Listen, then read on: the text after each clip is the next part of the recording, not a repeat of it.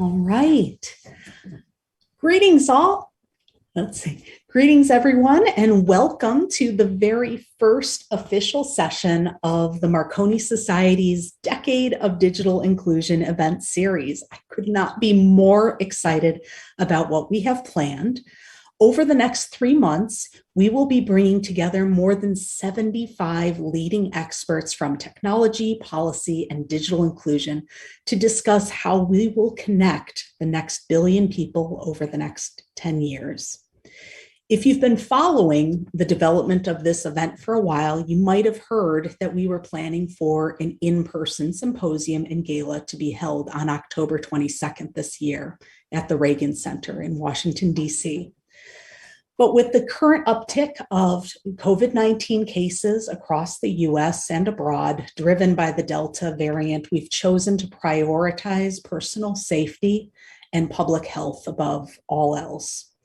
So in keeping with these values, all conference panels included in the Decade of Digital Inclusion, including those previously scheduled to be in person, and our gala, will become fully virtual. So because we've planned our event series as a virtual and in-person hybrid from the beginning, we are able to make this shift while preserving the highest quality content and participant experience possible. So I promise if you join us virtually, you will not be disappointed. So if you plan to attend our gala, we will be bringing the fun and excitement of the planned event into the comfort and safety of your home. So rest assured, this is going to be an event to remember, and I encourage you to join us.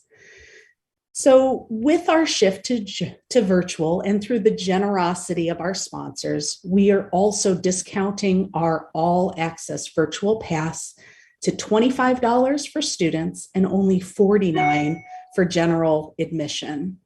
With this ticket, you will get a full access to all 17 virtual sessions, including our decadal workshops, where we will be identifying the greatest challenges to connecting the next billion.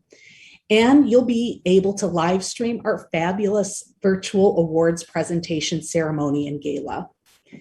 Virtual participation in the Decade of Digital Inclusion will be fully interactive, and if you're unable to attend live, your registration is going to provide you access to our event platform where you're going to be able to stream all the sessions on demand at your convenience. This is our way of ensuring that you won't miss a moment of the fantastic lineup that we have planned. So with this, I'd like to take just a moment to recognize our amazing sponsors. This panel, as well as our entire Decade of Digital Inclusion event series, would not be possible without their generosity. So on behalf of the Marconi Society, thank you to each and every one of you for recognizing the importance of digital inclusion and supporting the mission of the Marconi Society. So thank you for everyone's attendance. And without further ado, let me throw it over to Sir David Payne to get us started. Thank you, David. Oh, thank you, Samantha. So I'm Sir David Payne. As you can tell from my accent, I'm currently based in the UK, here at Southampton. And I'm a pioneer in optical fiber technologies, which is the basis of the web that we have today. So it's always a good idea, I think, for these events to ask where we've come from as a means of setting the scene for the discussion later. It won't come as a surprise to you that the Marconi Society is anchored in technology. Hence the name, named after Giacomo Marconi. And of course, he obtained the Nobel Prize for the contributions to wireless technology. So we are anchored in technology, but this is a wonderful opportunity to talk about the interaction between technology and sociology. And that is the overriding theme that we wish to discuss today. And we have some very distinguished panelists who are able to do that. So I will be introducing them for the moment. Recording in progress. Let us share the screen, hopefully.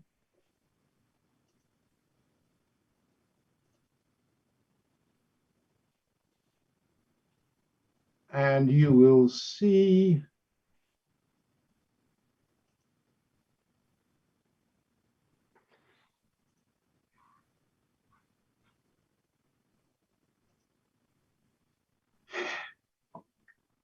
these are the participants in today's seminar. So without further ado, let's ask where we've come from. In the beginning, the telegraph. The reason I'm putting this up is largely for the statement here at the bottom of the slide, which is from August 1858. Inauguration of the Atlantic Telegraph by Queen Victoria and President Buchanan. This link was the very first one, and you could say this was the beginning of the internet. 4,260 kilometers, and it worked on Morse code at 1 bit per second. It took an awful long time, several minutes, to send that message. But there's something in that message which I'd like you to note. May the Atlantic Telegraph prove to be a bond of perpetual peace and friendship between the kindred nations and an instrument designed by divine providence to diffuse religion, civilization, liberty, and law throughout the world. Now that should form the basis of the discussion. Was she right? So there's my first challenge to our panelists. But where we are today, the global internet, and there's a whole bunch of numbers in here which are so big they're almost impossible to comprehend. At least 9 exabytes of data are transmitted every day, growing at 26% a year. The size of the Library of Congress is 20 petabytes. The human brain, well, some of us, has a memory capacity of 2.5 petabytes. And all the words ever spoken by mankind could equal 5 exabytes. All movies ever made will cross global IP networks every minute. Those are scary things. And it's like drinking from a fire hose. And that is what we are confronted with today. And that is the basis for our discussion. Moving on then to closer to the interaction between sociology and technology. This slide is one of my favorite ones because I was personally brought up just there, in a little place called Ndola in the middle of Central Africa. So I regard myself very much as an internationalist. And there's some more numbers for you. Billions of cell phone users, 1.5 billion optical internet users, and the fiber optic network that surrounds Africa, bringing the internet to users in one of the most impoverished regions of the world, where the greatest disparity, along with South America, exists between the wealthy and the poor. So as a measure of how this is growing, this is the optical fiber worldwide deployment, millions of kilometers of fiber per year, running at about getting on for 200 million kilometers per year at the present time. And that's enough to circle the world every hour. Those are stunning numbers across the oceans, under the seas, across the mountains, through the continents. This is what we have today. And it would take an individual more than 5 million years to watch the amount of video that will cross global IP networks every month in 2019. So this brings me to the point of this meeting. We are at the start of a major revolution. Now, you might be saying, well, hang on a minute, we've got an internet that works really well. These numbers show the fiber to the home or to the building for all the countries in Europe. And this is projections to 2026. And it shows that in France, for example, 91% will be connected to the global internet along optical fibers. And in the US, which currently lags behind, the penetration is about 16.5%, but over the next 5 years is projected to get to 90%. So I can hear you saying, yeah, what's the problem? This is all going really well. The point is, and what we need to be discussing here, is will this increase the digital divide? Because how much of this will penetrate to the existing wealthy? And what about those that can't afford it? Because this will not come for free. There will be subscriptions for this. So with that, I think, just to remind people of our sponsors, that is my introduction to this topic. And I am going to now hand over to, if I stop sharing, to our panelists to address these questions and give us their thoughts on a broadband policy for the world. That's a big topic. So, Vint, you're first up. Would you like to give us your thoughts? Well, thank you very much for that introduction, Sir David. One thing that occurs to me, of course, is that there is a wonderful book called The Victorian Internet by Tom Standage, and he shows you the headlines of the day and the expectations of the telegraph. And if you just replace the word telegraph by internet, you would see the same kinds of headlines as we have been seeing for the past 20 or 30 years.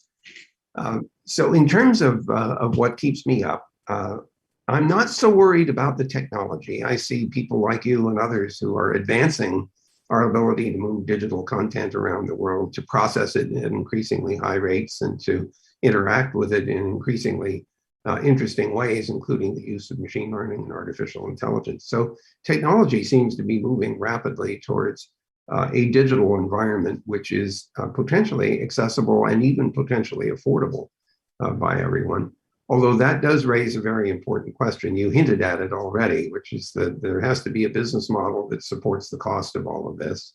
And it needs to be, for everyone to benefit, it needs to be affordable and sustainable and reliable. So among the things that keep me up at night is assuring that we actually achieve affordability, reliability, accessibility in the system. And so a lot of this is not just about technology. It's a lot of it has to do with what business models are workable, what policies are adopted by countries and maybe even international organizations that will facilitate the implementation of not only the underlying physical communication systems, but the applications that people rely on. And I'm sure that others, Jane, I'm sure from Internet Society will comment on the importance of local content that's useful in local languages and among other things. So we have that aspect. And the only other thing I would add to this preamble is that this is a platform which is extremely general in its character. And it's sort of it's in the software space, which is endless. There is no limit to the amount of software that you can generate. It's just limited by our ability to write programs. The problem is that this platform is equally useful for doing constructive things and doing destructive things. And our challenge from the policy point of view is how to minimize potentially destructive uses of this internet platform while enhancing the utility and reliability of those constructive applications. So if anything keeps me up at night, it is trying to strike that balance and to protect the general users of the internet from harm. So I'll stop there and turn it back to you, David.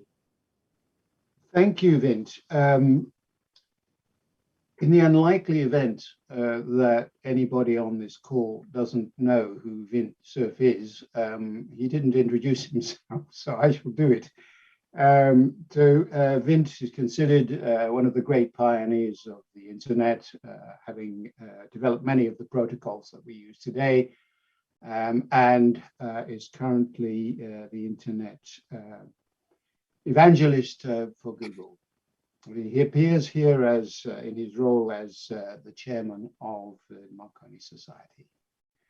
So thank you, Vint. Over to you, Jane, if you would introduce yourself, please. Yes, absolutely. Jane Coffin, Internet Society, Senior Vice President for Internet Growth, working on many of the things that Vint and you have described, Sir David, with respect to infrastructure and people.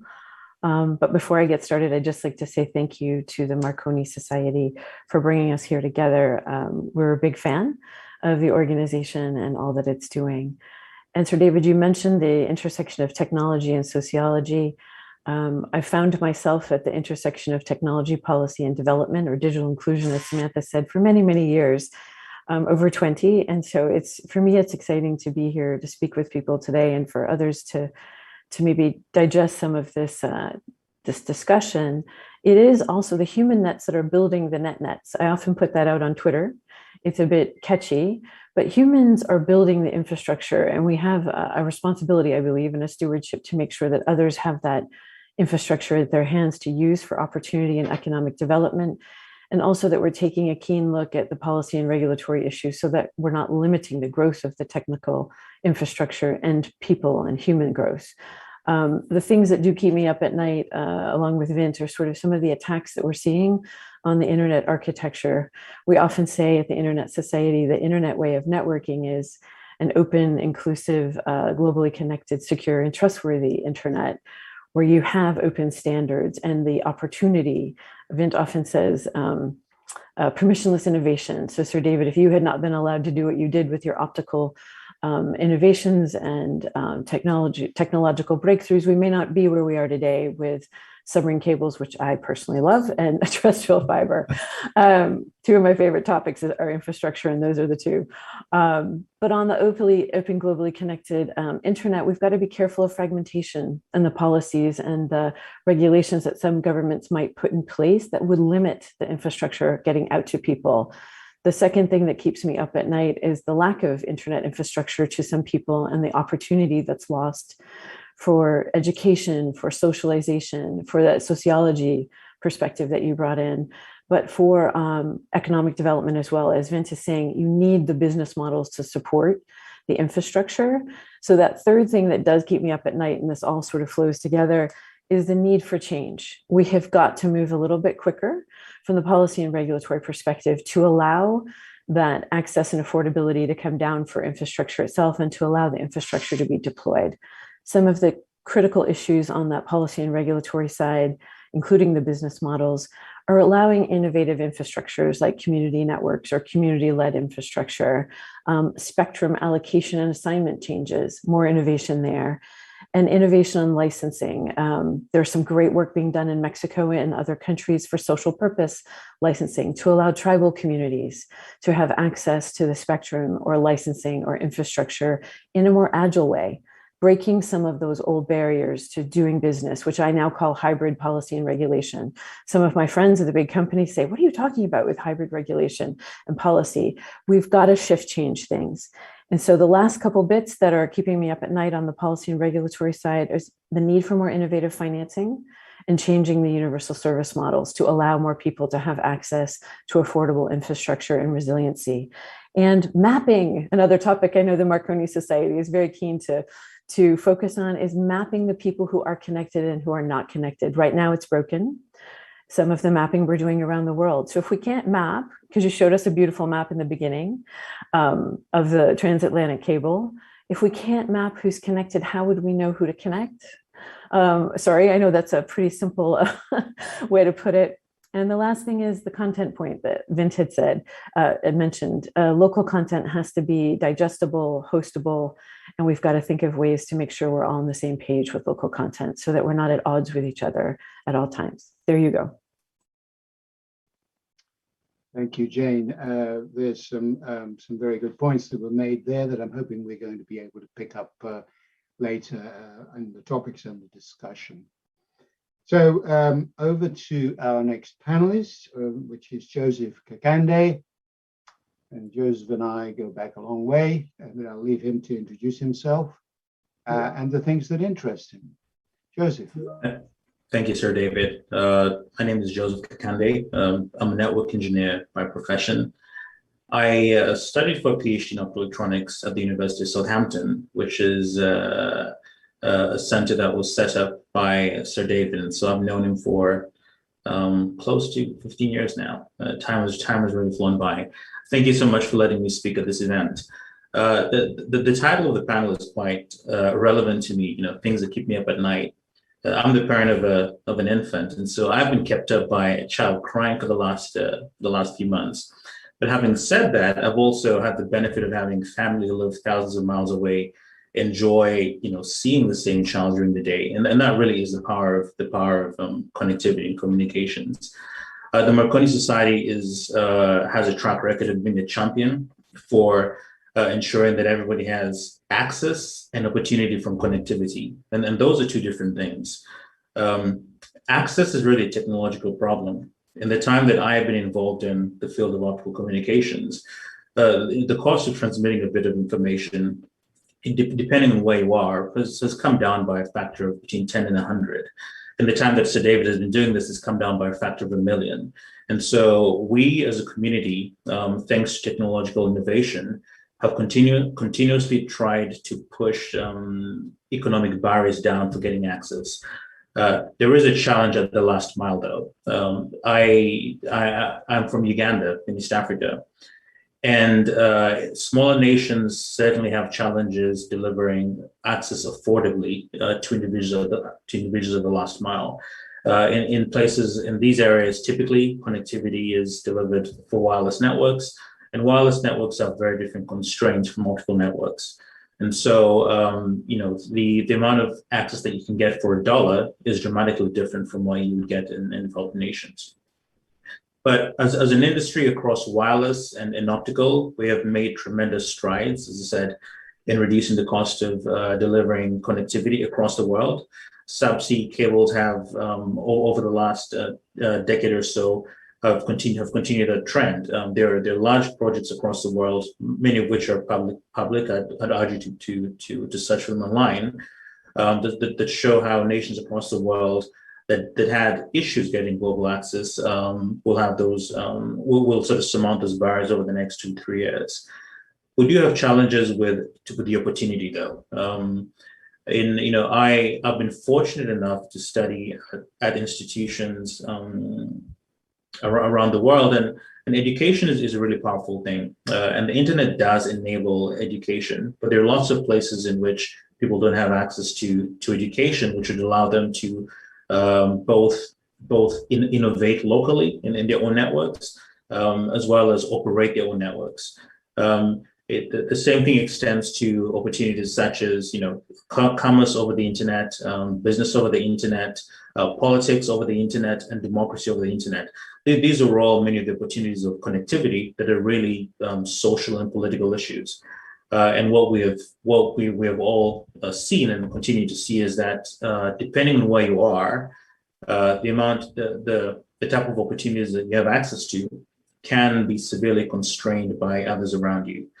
There is, we're at an age in which, surprisingly enough, there is a lot of reticence about technology for lots of reasons. There were stories about over the last few years about what 5G may do to you. Over the last year, we've seen lots of stories about microchips, all of which are crucial technological innovations that have driven the world towards peace over the last few decades. But we still have quite a bit to do in terms of not only giving people opportunities to benefit from connectivity, but helping them understand that these opportunities are good for them and good for others. But as much as these are all worries, we have consistently, as a community and as a world, done a good job of getting past them. And my hope is that we continue to do that. Thank you. Back to you, Sir David. Thank you, Joseph. I'm really hoping that we get an opportunity to dig down a little deeper with your experience, particularly in Africa and the final mile, which is crucial. And thank you for raising that point. So that brings us now to the next panelist, who will introduce herself. and topics of interest. Muriel, over to you. Thank you very much, Sir David, and thank you very much to the organizers for inviting me. My name is Muriel Médard. I am the Cecil H. and Ada Green Professor of Electrical Engineering and Computer Science at MIT, where I lead the Network Coding and Reliable Communications research group in the Research Lab for Electronics. So I'm very much on the tech side of this discussion. The interest for me is quite related actually to what we just heard from Joseph, and the ability to provide reliable services without an approach which is what is often called over-provisioning.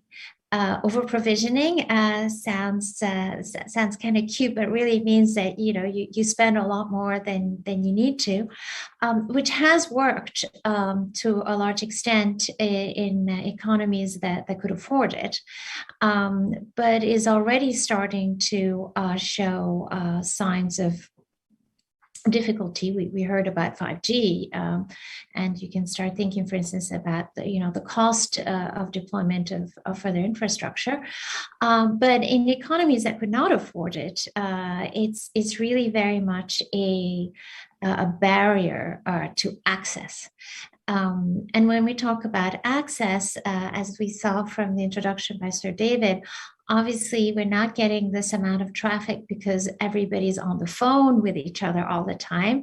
Even if we were all on the phone talking pairwise with each other all the time, there wouldn't be this much of traffic.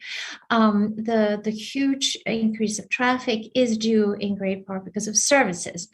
And these services are actually becoming even more data hungry. The majority of the growth right now, we heard about underwater cables, of the growth for that demand is actually because of machine learning applications that require those, maybe surprisingly, but the transatlantic and of course, trans-Pacific and generally very, very geo-dispersed services. So we're looking at more and more services. The push for the services to be led by automated systems is increasing the need for data, and therefore the ability to use in the most efficient possible way, for instance, by having low latency, which is crucial for applications such as augmented reality or virtual reality, the kinds of applications that people are looking forward to that have been touted as being brought by 5G, for instance.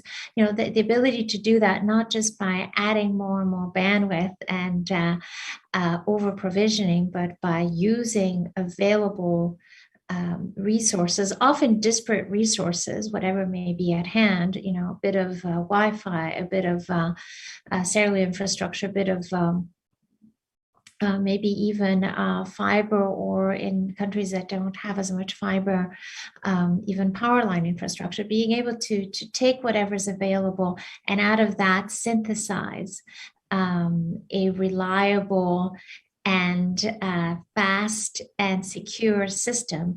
That's what I work on. Wonderful, thank you, Muriel. Some very important points that you made there, and you touched on one of my favorite ones, which is the latency. And just for those that don't really understand what that is, that's the delay that is caused by the speed of light in glass. And it means that you could have a second or more of delay. And if you're traveling at 100 miles an hour on a German motorway, that's not necessarily the delay you want in a driverless vehicle. So I'm sure that we might come back to that point. But also, of course, you made an important point about what makes up the internet traffic. My understanding, because I read a statistic on this, is it's as high as 90% video at the moment. some of it extremely important to machine learning and so on.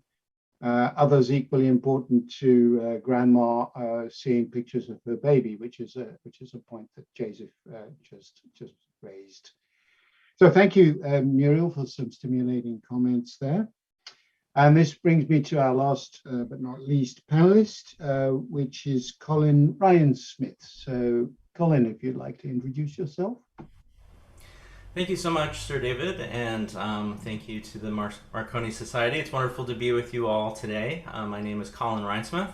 I'm an associate professor and director of the Community Informatics Lab at the Simmons University School of Library and Information Science in Boston, Massachusetts.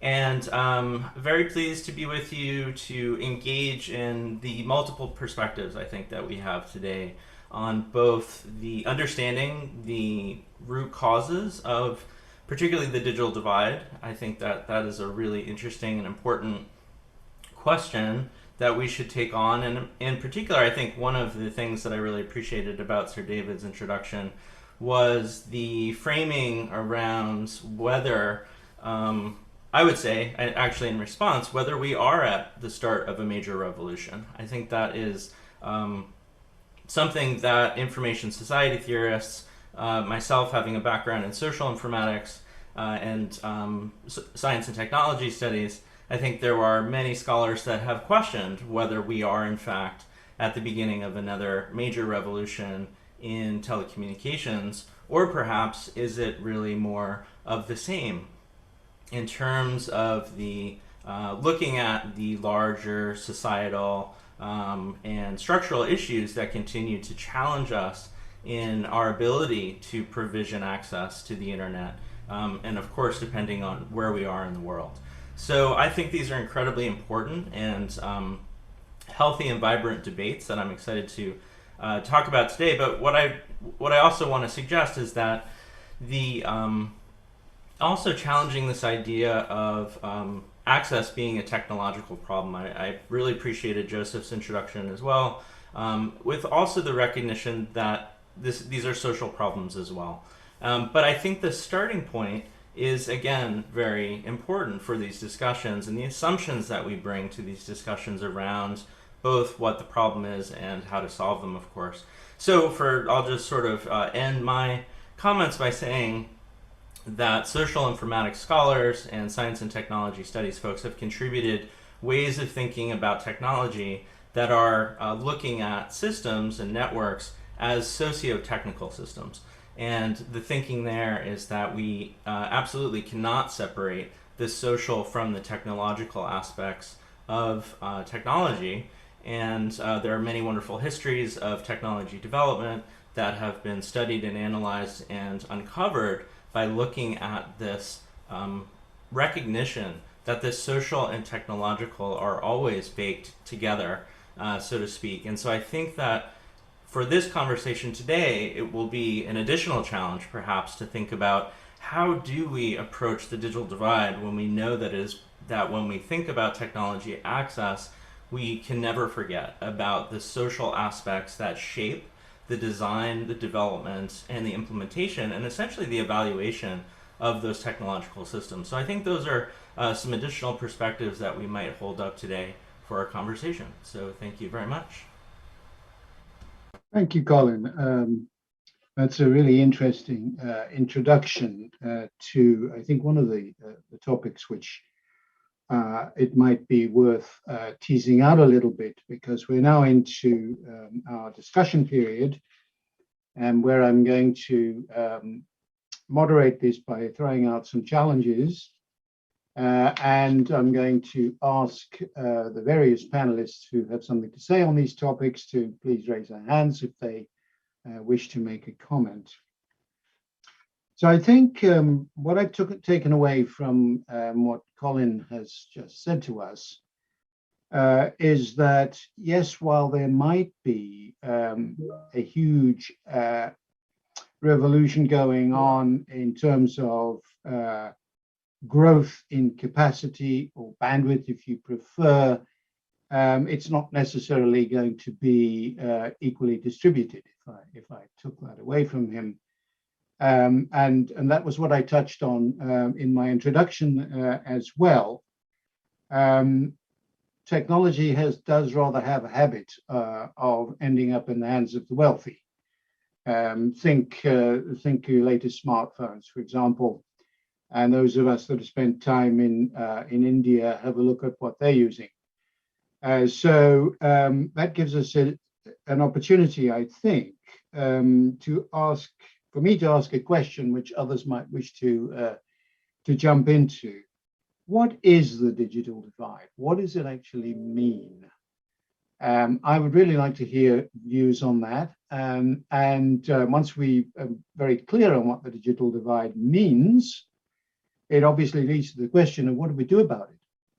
And that will hopefully get us to the points that I'm sure there's people itching to talk about, which is what should governments and regulators be doing about that?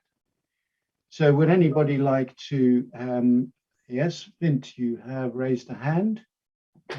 Yes, I did it with the real hand instead of the virtual one, but thank you. This is such an important question about what's the digital divide and how do we measure it? It's been so tempting to think of it as simply, do I have access to the internet or not? Does it have adequate bandwidth in order to support the applications that I'm interested in? Is it affordable? Is it sustainable? Is it reliable? But there's a lot more to that. We should be measuring digital divide in a variety of dimensions. So one of them might be safety. Another might be security. How safe do you feel, and are you really? How secure is your information? How secure is your communication? How safe am I from harmful attacks against me that are either technical or against phishing messages that might induce me to click on something and release information I didn't intend to share? You can imagine trying to measure the digital divide across all these various dimensions and ask, what protects me? What gives me a sense of trust and safety in the network? And that will vary, of course, over a wide range of geographies and political environments. So I think at the very least, when we talk about digital divide, we should open up the metrics to a very broad range of topics in order to assess how well we have fitted the internet system to people's needs. I'll stop there because I know that the panelists all have views on this. So Vint, you raise a very important point, which it's difficult to have this discussion without talking about security. And we have all, I'm sure, had some bad experiences in that. And I think your point was that there is a divide in those that are more savvy about those things and those that are not. And possibly that's related to education. But do others have a comment in that field?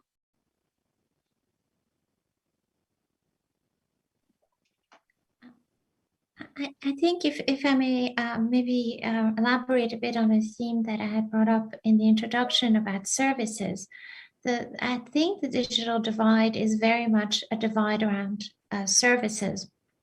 We talk about networks, but we know that networking storage, that is to say the keeping, let's say the archival or even highly volatile maintenance of data and computation are no longer separate.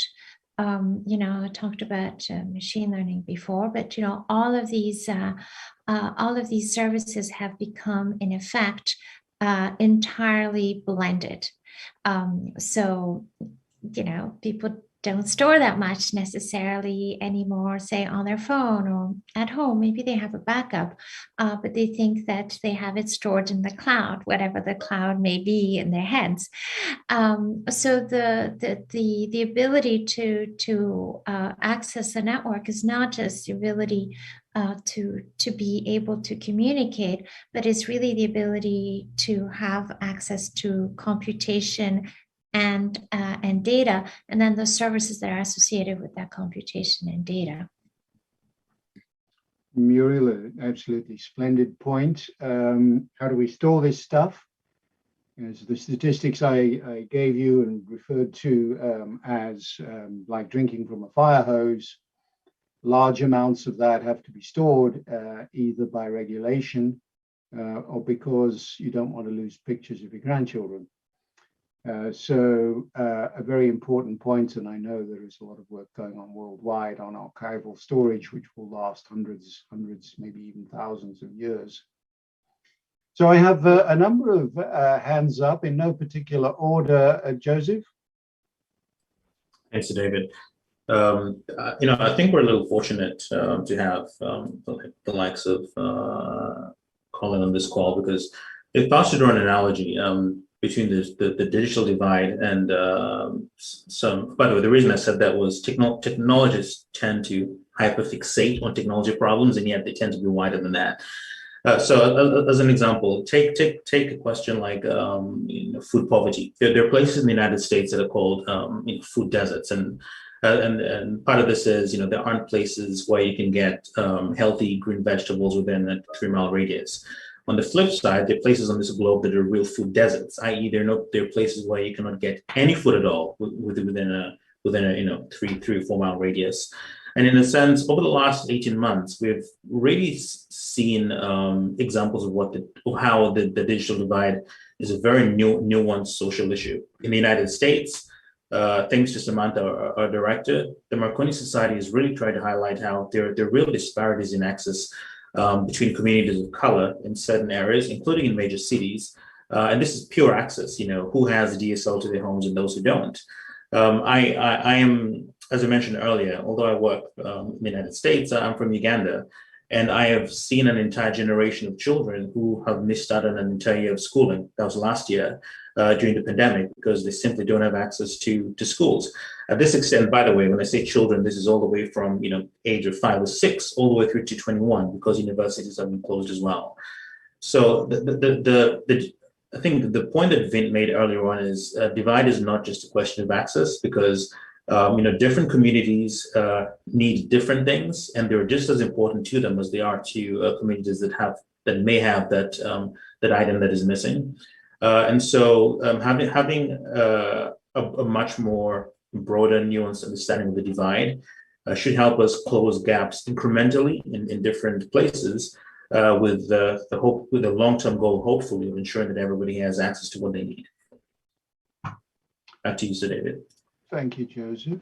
And we have Vint, you have your hand up.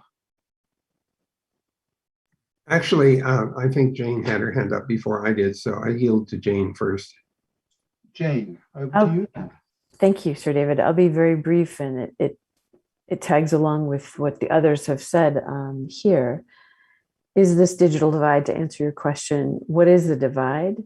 From a technical perspective, you're also looking at techno-policy that impacts the technical trade. For example, if you can't get the equipment into a country, and I've had this experience, your internet is in jail. Quite frankly, a customs official can hold up your entire network build out for months and months, if not a year, depending on where you are. So is that a socio-technological problem, or is that a governmental socio-technological problem? So to the dimensions here, there are a lot of dimensions that you have to unravel. And on the people side, the humans, and what gap there is there, it's training in our experience with respect to whether you're trying to build an internet exchange point to exchange more traffic inside a country.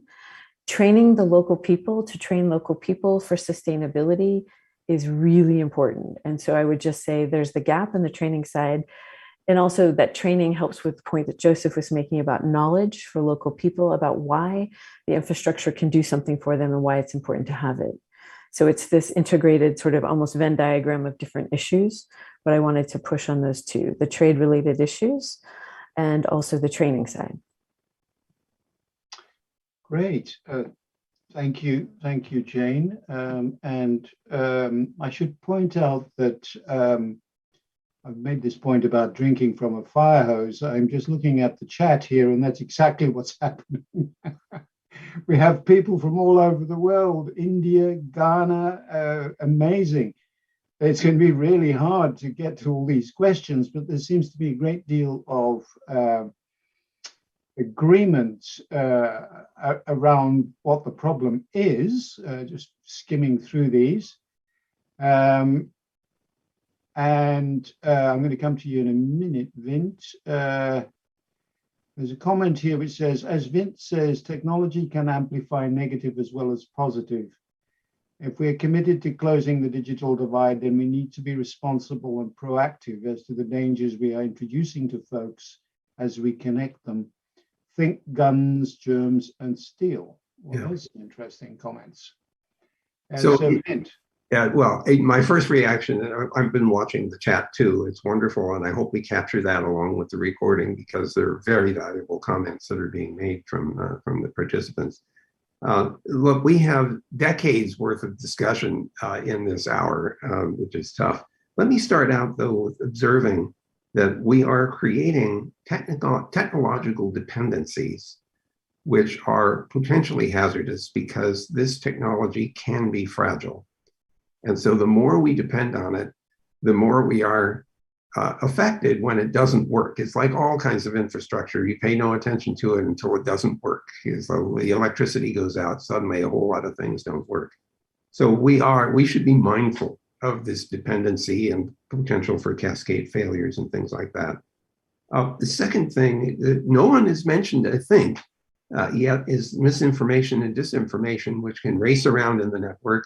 How do we deal with that? How do we help people figure out what information is useful and isn't? The topic here is not just digital divide, it's digital inclusion. How do we include everyone in getting benefit from these technologies and from the applications that they support and the access to information that they permit? But how do we deal with misinformation and disinformation? I want to point out that I want to introduce a meme into our discussion, or at least a term, and that term is differential traceability. What the hell do I mean by such a highfalutin term?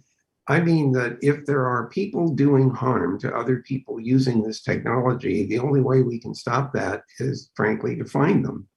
And so we have to have the ability to discover people who are deliberately harming others through this medium. And that suggests to me that we need cooperation on an international scale, because the perpetrators can be in one jurisdiction and the victims in another. And only with cooperation can we track down a person who is causing harm, or an organization, or even a country. That gets to this notion of anonymity versus identification. And I believe that we cannot survive with pure anonymity in the system. We must have the ability to identify people. So let me remind you of how license plates work. License plates look like random numbers, and we don't know who they're associated with, because if we're just ordinary citizens driving around. But the police department has the authority to bind the license plate to the owner of the car. I would call that an example of differential traceability. Not everyone has the authority to do that. We may need to introduce that plus reciprocity on an international scale in order to cope with the potential harms and hazards that this infrastructure permits. Thank you, Vince. I note that we now are into the final 10 minutes when we were supposed to be taking questions. It's clear to me that we should have scheduled this for 2 or 3 hours rather than 1 hour that we have. But I would point out that the questions that are coming up, there's some amazing questions in here. Thank you to everybody. Will, I suspect, form the basis of the next in the series of these seminars. So there's one that brings us full circle back to where we started, which is the effect of technology on the sociological impact. And there's a question which I find quite intriguing, which asks about Starlink. And the question is, will access and the digital divide be affected, as this person puts it, in having one ISP in the sky? Actually, it's not quite true. There are other attempts to have a set of satellites. But it's a question which is quite close to me because the inter-satellite communications is optical. I would like to take a look, rather than go into technology, which is all too easy for me, to go back to the sociological impact of that. So, Colin, any thoughts on how Starlink and new forms of access will affect the digital divide? Thank you, Sir David. And I think it's a great question, and particularly for rural communities in the United States, in particular, where access continues to be a huge challenge. The access part of the digital divide versus the other pieces of the digital divide that we've been talking about. And I do want to also move this forward to thinking, as Vint had said, about digital inclusion, and also what we might mean by digital equity.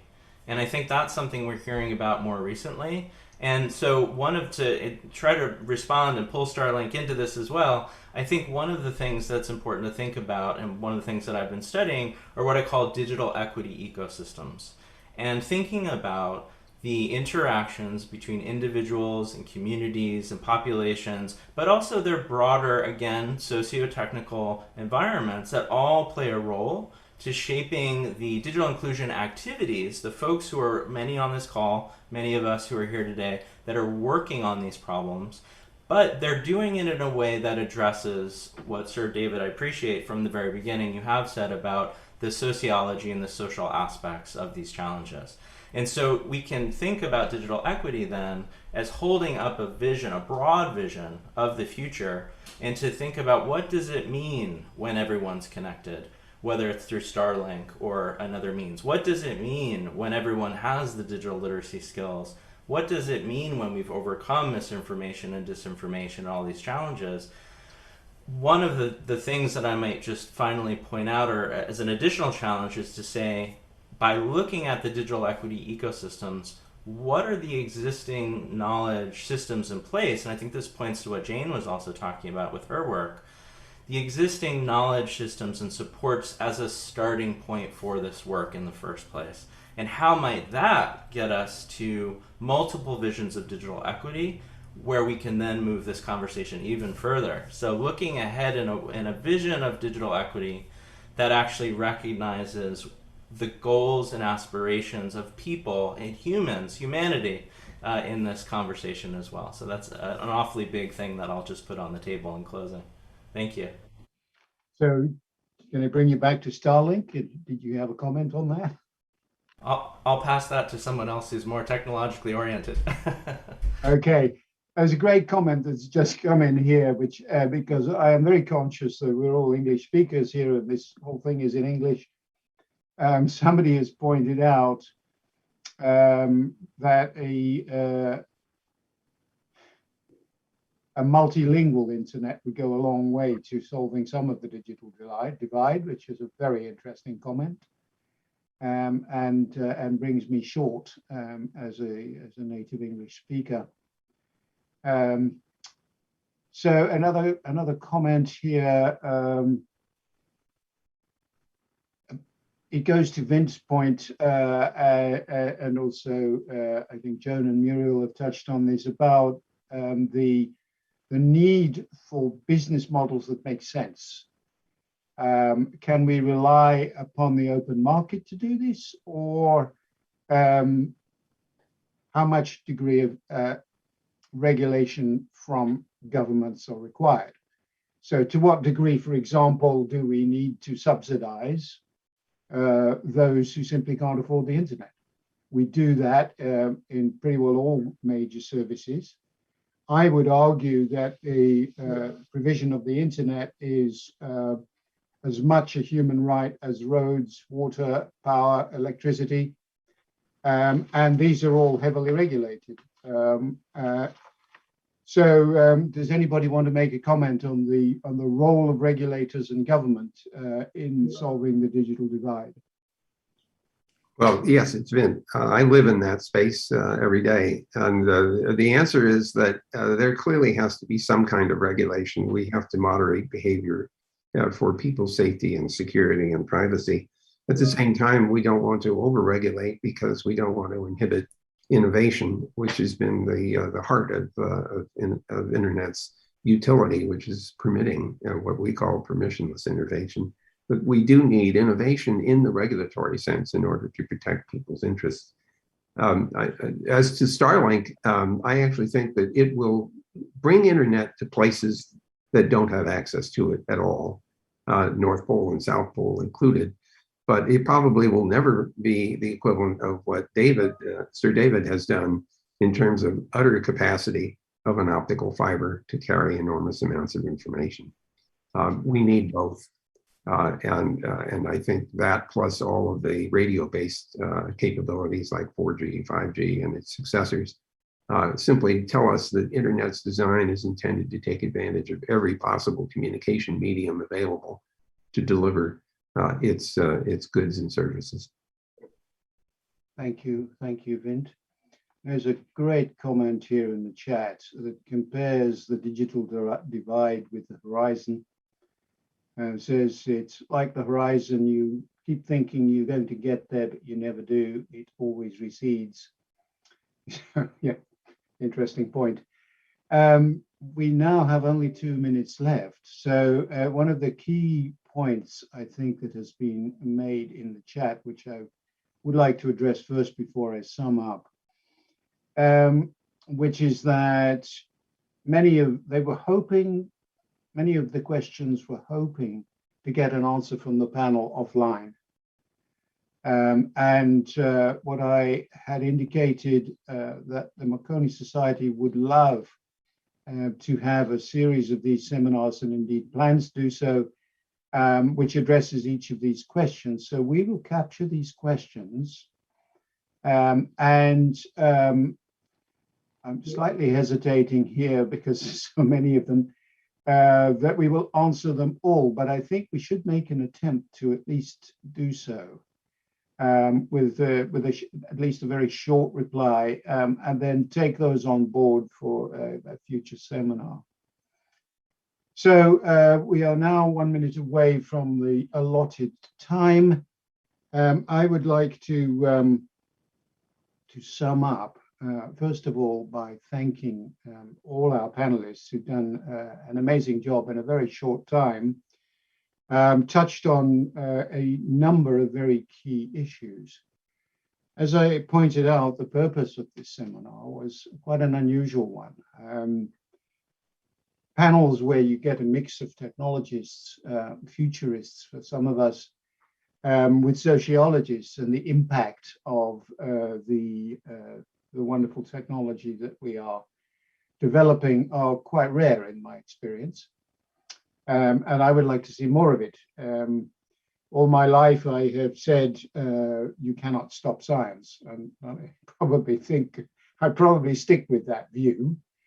But we need to get scientists perhaps to think more and become more involved with the impact of the science and engineering that we are actually delivering, because it isn't always what we think it is. And I, for one, have been very, very naive in the past about the wonderful services that the internet will provide, thus ignoring many of the bad guys out there. But in general, of course, it is a most wonderful invention, and has changed the world. And we should learn from previous technologies that have done the same thing.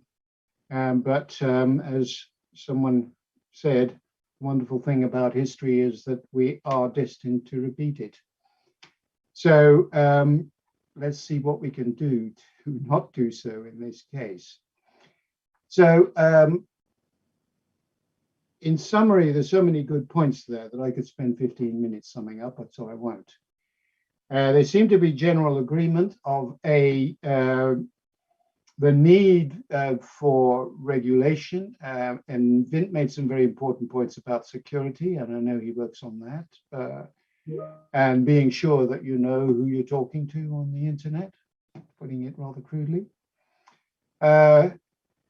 We have the technologies pointing out the things that are around the corner.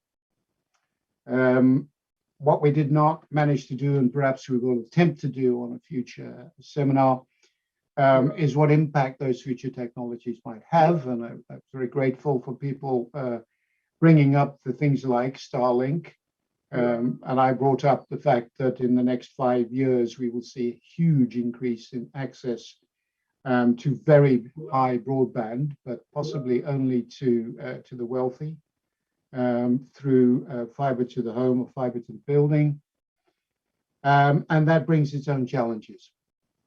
A business model to make all this sustainable and reach the outlying places in the world. And thank you to Joseph for pointing out that where he comes from in Uganda, it's really hard to reach the outlying villages who might not even have electricity. So, how do you put a broadband router out there?